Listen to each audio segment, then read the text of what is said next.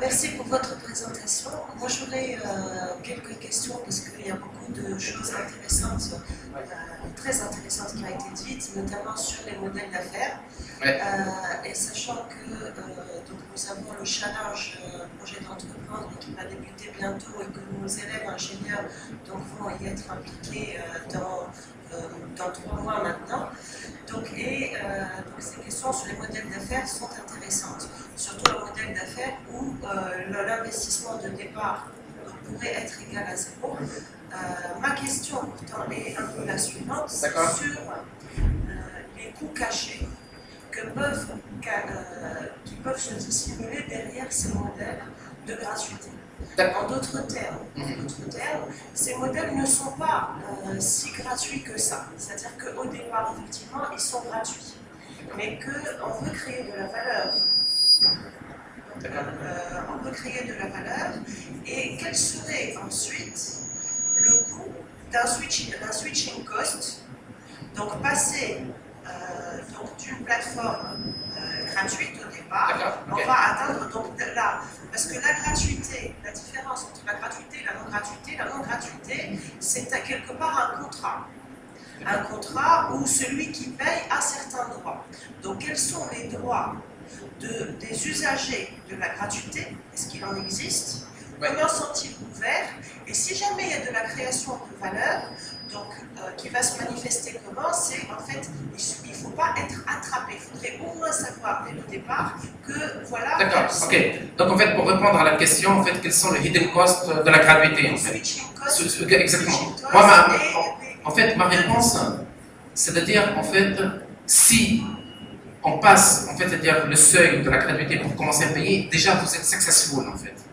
Déjà vous êtes successful. Qu'est-ce que ça veut dire successful? Déjà en fait, vous avez en fait des gens qui ont compris que votre idée apporte la valeur. Donc vous avez déjà en fait des investisseurs en fait, qui peuvent développer l'idée. Surtout ce qui est important, en fait, vous avez appris le luxe parce que vous avez de l'argent de faire ce que vous voulez. Vous pouvez migrer en fait de la plateforme X vers la plateforme Y, etc. Donc en fait, pour moi, cette gratuité en fait est extrêmement bénéfique pour les gens qui sont rien, qui veulent en fait tester plusieurs idées et surtout en fait valider les idées. Moi personnellement, j'utilise l'un des fournisseurs en fait des solutions backend as a service. C'est gratuit, c'est de bonne qualité, c'est-à-dire que moi j'ai pas de souci pour accéder au système, accéder à mes données, etc. Tant que je suis dans ce qu'on appelle proof of concept, il n'y a pas de souci en fait. Mais je sais qu'à partir du moment où j'explose un petit peu les limites basiques en fait du package premium, du package gratuit, je suis déjà successful. Je sais que je suis successful. Et en étant successful, en fait, c'est-à-dire que j'aurai des moyens. C'est ça en fait la philosophie profonde en fait de ce système. Quoi. Il n'y a pas, donc pour répondre à vos questions, il n'y a pas franchement de coûts cachés. Je n'en vois pas. Moi, là en fait, je vous appelle, je viens du terrain parce qu'en fait, j'utilise ce genre de choses. Donc en fait, pour moi, il n'y a pas, je ne vois pas de hidden cost en fait, pour le moment. Donc vous pouvez migrer d'une plateforme à une autre sans aucun coût. Oui, tout à fait. C'est-à-dire, moi, je peux migrer, par exemple, si je suis successful avec ma plateforme actuelle qui s'appelle Stackmon, je veux migrer vers Parse, je peux bouger en fait dans tous les sens. Pour moi, en fait, ce qui est très important, en fait, c'est de tester mes idées. C'est-à-dire qu'en fait, on a un petit laps de temps de dire est-ce que c'est une bonne idée ou une mauvaise idée. C'est ça qui est génial. Avec la technologie exponentielle, on peut décider rapidement si c'est une bonne idée ou une mauvaise idée, en fait. Donc, ce qui est quand même assez révolutionnaire, en fait. Au lieu d'avoir, imaginez par exemple un jeune qui n'a pas les moyens, grâce en fait à ce système, donc au moins il va tester son idée, est-ce qu'elle est bonne, est-ce qu'elle est mauvaise en fait. Donc voilà. En fait, c'est un gros topic au niveau de la Silicon Valley. Donc tout ça, c'est des petites structures qui sont nées en 2011, 2010 en fait. Donc, tout ça, c'est récent. C'est vraiment très très récent.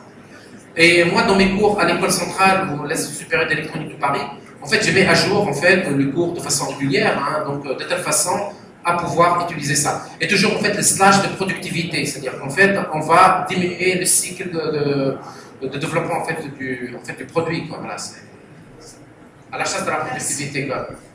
Mais si vous voulez, en fait, si vous avez des questions beaucoup plus fines, donc je suis là pour répondre. Moi, la moralité, en fait, il faut penser large, puis il faut abattre les obstacles internes de la tête. Il y a beaucoup de gens qui ont des obstacles internes, en fait, qui ne sont pas de vrais obstacles. Il faut les abattre, en fait, et voilà. C'est ça le message important que je passe, en fait. Voilà.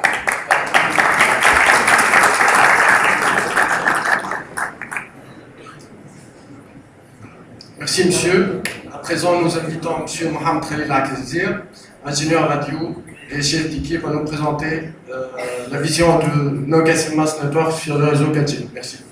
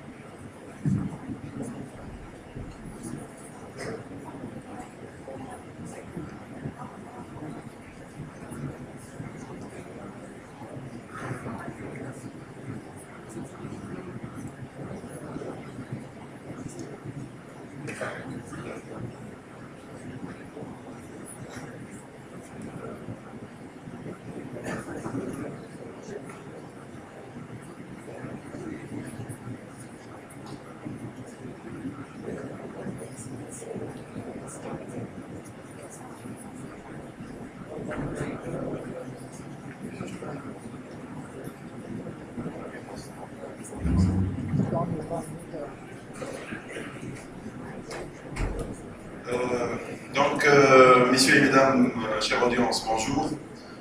Aujourd'hui, je vais vous présenter en fait le réseau de 4G chez Nokia Solution Network et non pas Nokia Siemens Network. Je vais remplacer Monsieur Bessim Benleni, qui est le directeur communication et marketing région Afrique chez Nokia Solution Network. Donc je suis Khalil Akzia, ingénieur radio d'accès. Et en fait, avant d'entamer ma présentation, j'aimerais bien commencer par faire une petite introduction pour la société, concernant la société Nokia Solution Network. Donc, Nokia Solution Network, connu jusqu'à l'été 2013 sous le nom de Nokia Siemens Network, est une entreprise multinationale opérant dans le domaine des télécommunications qui a vu le jour en 2007 suite à la fusion de deux grandes entités en termes de télécommunications qui sont Siemenscom et Nokia Networks. Nokia Solution Network, elle opère pratiquement dans tout le monde et elle a presque 45 000 employés à travers le monde. Donc, on va présenter un peu l'LTE, tel que déjà présenté par M. Zied au début. On va commencer par un dernier slide avec lequel il a fini sa présentation. Et on va commencer par dire que, en fait, voilà, l'LTE dans le monde, elle existe où? Vous pouvez voir qu'il y a presque 443 opérateurs dans le monde qui, d'une façon ou d'une autre, investissent dans le réseau LTE ou le réseau 4G. Nous avons presque LTE dans 213 live networks à travers le monde, déployés dans 81 pays. Il y a plusieurs pays qui sont en phase de testing pour le LTE ou en phase de préparation du programme d'intégration du réseau LTE dans leur fonctionnement. Nous avons à peu près, mais le chiffre exact a été donné par M. Zied, c'est 1240 devices supportant LTE et pratiquement 100 millions d'utilisateurs LTE dans le monde. Le chiffre il est prévu d'augmenter vers les 2 milliards dans les années, en 2018. Donc, je partage avec vous le taux de pénétration du réseau LTE. Si on prend, par exemple, en le comparant au réseau 3G, par rapport au trafic total d'un réseau d'opérateurs normal. Donc, vous pouvez voir ici que, par exemple, cette courbe présente le taux de pénétration en termes de trafic 3G dans un réseau normal, c'est-à-dire qu'au bout de 8 ans, nous avons 35% du trafic total d'un réseau d'opérateurs, il est consommé par la 3G. Et si on compare par rapport à la l'LTE, grâce au fait que les gens connaissent exactement à quoi sert l'LTE, c'est-à-dire le streaming, l'usage des vidéos, le chatting, etc. Et à cause de la facilité d'usage du LTE, on peut voir que le taux de pénétration de la technologie LTE dans un réseau peut atteindre les 35% atteints par le réseau, dans le cas de réseau 3G au bout de 2 années. Et on peut aller jusqu'à 50% du trafic total en termes de 2 années et 4 mois. Donc cette statistique a été préparée par Fierce Wireless. Ici, on va voir comment le lancement commercial de la LTE, FDD et TDD. Vous pouvez voir que pour le spectre, pour le Frequency Division Duplex, dans le cas de LTE, nous avons 92% d'usage commercial en FDD et 8% d'usage commercial en TDD. Et ici, c'est les spectres de fréquences utilisés dans le cas de la LTE. Vous pouvez voir que la fréquence majeure utilisée dans le cas de la LTE, c'est la fréquence 1800. Et en deuxième lieu, on a la fréquence 2100, ou 2.6 GHz. Et ici, c'est une indication par rapport au réseau commercialisant le FDD en LTE, 194, et nous avons 9 réseaux combinant TDD et FDD dans le monde. Donc ici, on va voir globalement LTE Capable Device Shipment, c'est-à-dire où exactement est utilisé l'LTE, disons les devices, les engins supportant la LTE. Le chiffre 95%, c'est un chiffre qui a été calculé en année 2012 pour dire que 80% des engins ou des mobiles supportant la LTE se trouvent entre le Nord-Amérique et l'Asie. Vous pouvez voir ici les engins supportant la LTE. Nous avons 91 millions de devices supportés en forme de smartphone. Ici, c'est les dongles ou les clés, 6 millions, et 3.5 en forme de tablette supportant la technologie LTE. La technologie LTE propose quelques limites par rapport à l'usage du Circuit Switched Communication, ou ce qu'on peut dire le trafic CS. C'est-à-dire que pour utiliser l'LTE convenablement, il vaut mieux, en cas de trafic CS ou voice traffic, migrer vers ou faire le handover entre la LTE et les autres technologies, que ce soit la 2G ou la 3G.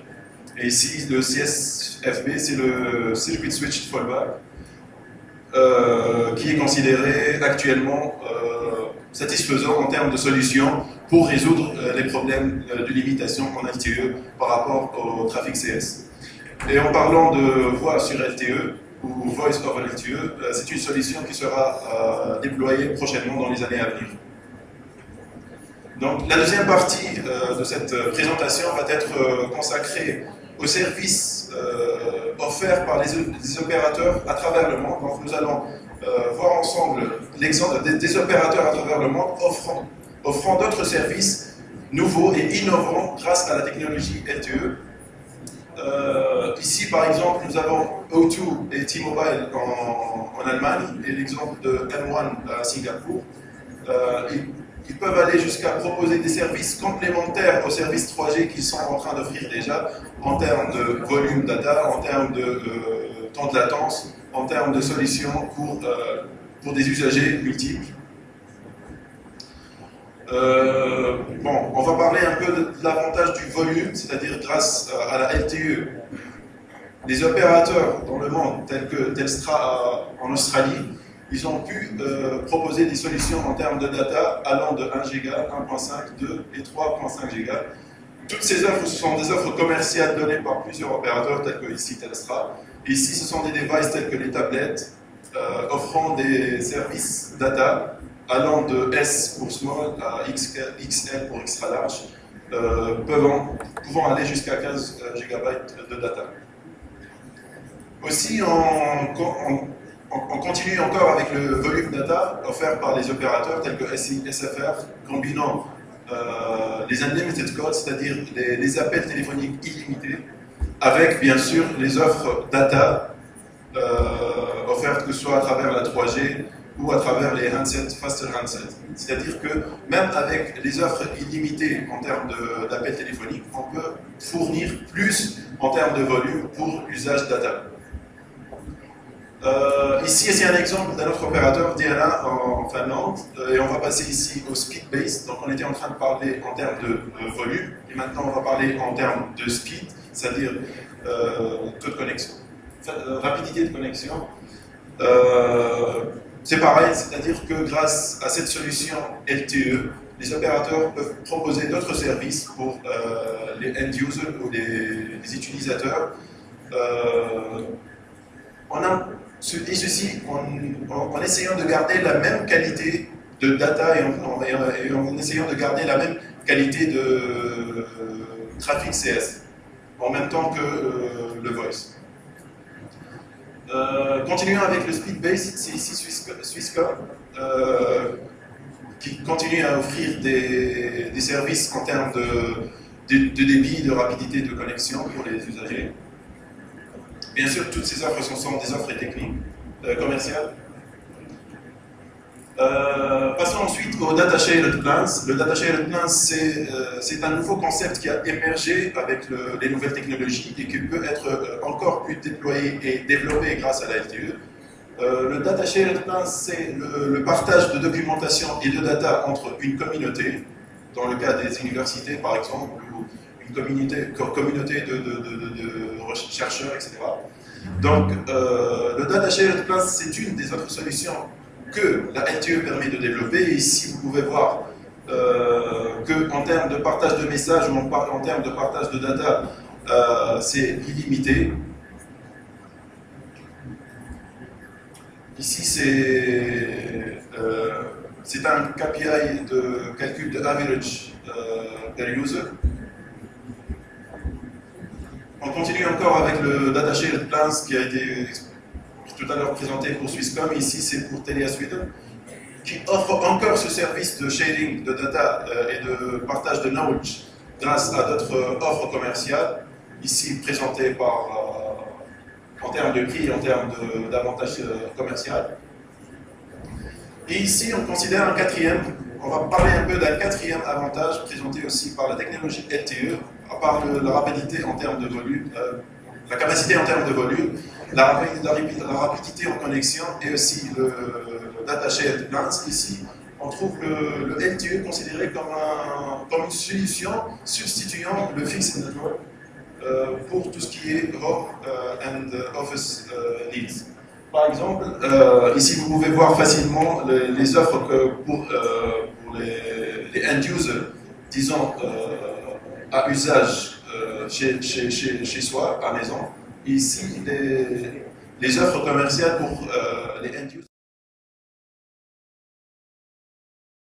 On peut aller jusqu'à offrir une large bande passante pour les utilisateurs, que ce soit chez eux ou même en travail, ici pour substituer un peu ce qui existe déjà en termes de réseau 3G ou de réseau fixe. Donc ces diapos, c'est juste pour vous rappeler et pour qu'on se rappelle exactement des avantages offerts par la LTE en termes de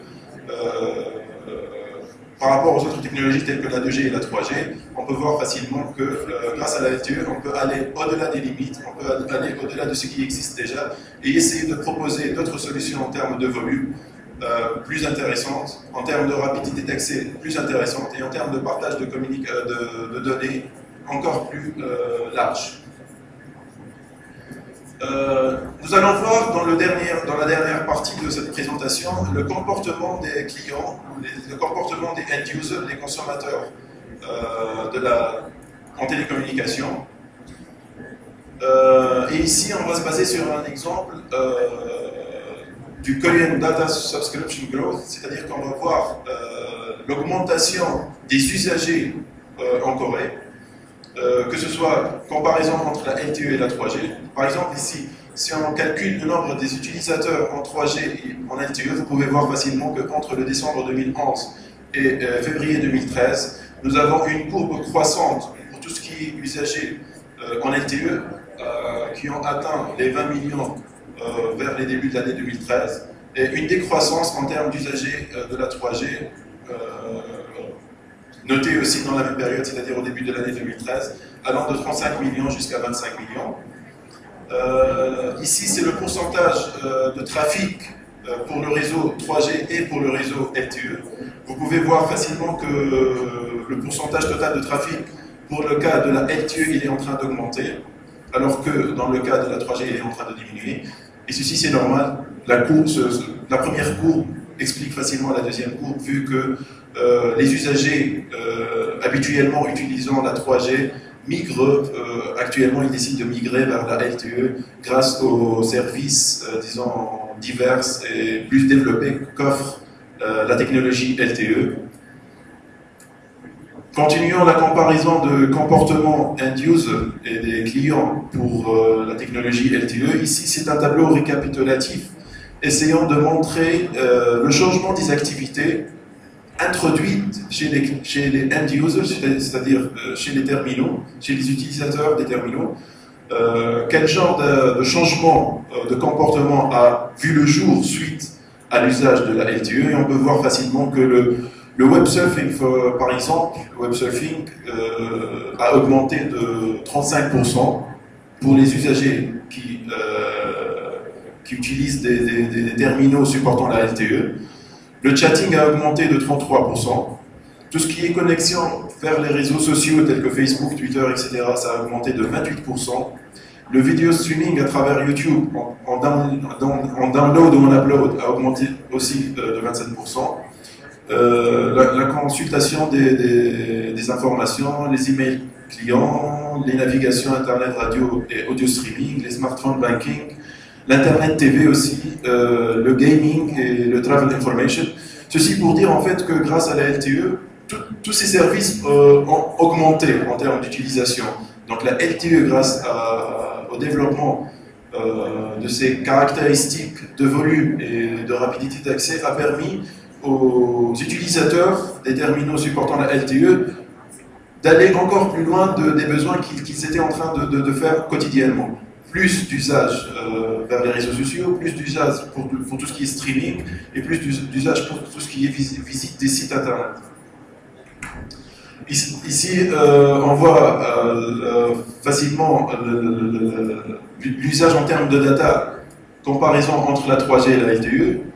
Par exemple, en termes de volume par mois, vous pouvez voir que l'LTE, presque c'est 9 fois l'usage de la 3G. Pour l'usage des clés au dongle data, la LTE, par rapport au fixed line, c'est pratiquement le même usage. N'oublions pas que la LTE, c'est une technologie nouvelle, donc ayant le même taux d'utilisation en la comparant avec le fixed line, déjà c'est quelque chose. Et par exemple ici, l'usage de YouTube pour la 3G et pour la LTE. Et ici, c'est l'usage mensuel des data, comparaison entre 3 pays, le Japon, la Corée et les États-Unis. Vous pouvez voir à chaque fois que la courbe d'usage pour la LTE, elle est plus importante que l'usage data de la 3G. Donc ici, dans le dernier slide de la présentation, c'est un exemple d'un des usagers, un opérateur utilisant la technologie LTE basé en Australie. Et ce snapshot de Google Maps, c'est un snapshot de la ville de Sydney exactement.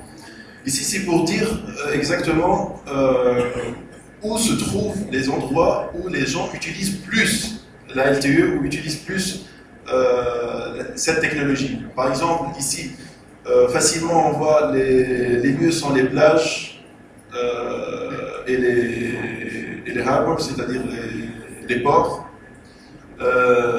les headquarters ou les QG des opérateurs, les résidences, les universités et les aéroports, c'est-à-dire que ces endroits représentent le plus important volume de download dans cette région.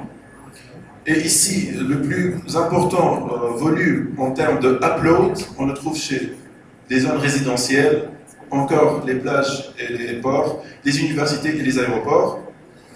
Et le dernier box en vert, c'est pour dire que les pics simultanément des utilisateurs, où est-ce qu'on le trouve en général pour les LTE? C'est dans les stades, dans les restaurants, dans les universités, dans les plages et aussi dans les aéroports. Donc c'est pour dire en fin de compte que même pour ces différentes régions, on voit facilement que la migration vers l'usage des technologies supportant la LTE est très importante quel que soit le lieu, c'est-à-dire c'est pas lié aux professionnels, c'est pas lié aux résidences, mais même en outdoor, c'est-à-dire les plages, ports, on peut aussi noter l'utilisation de la technologie LTE. Donc, ceci c'est la présentation de Nokia Solution Network pour la technologie LTE et sa pénétration dans le monde. Et en Tunisie, il y a des technologies, il y a des études qui sont en train de se faire pour voir la capacité d'intégration de la solution LTE en Tunisie. Et on en parlera, je pense, durant cette journée pour le cas de la Tunisie. Et merci.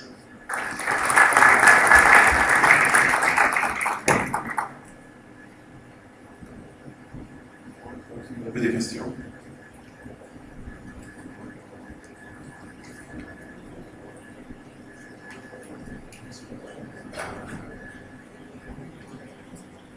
À la fin de cette session, nous remercions le speaker, M. Mohamed Khaylak Ekzayer, M. Adel Amouli et M. Ziad Malouch.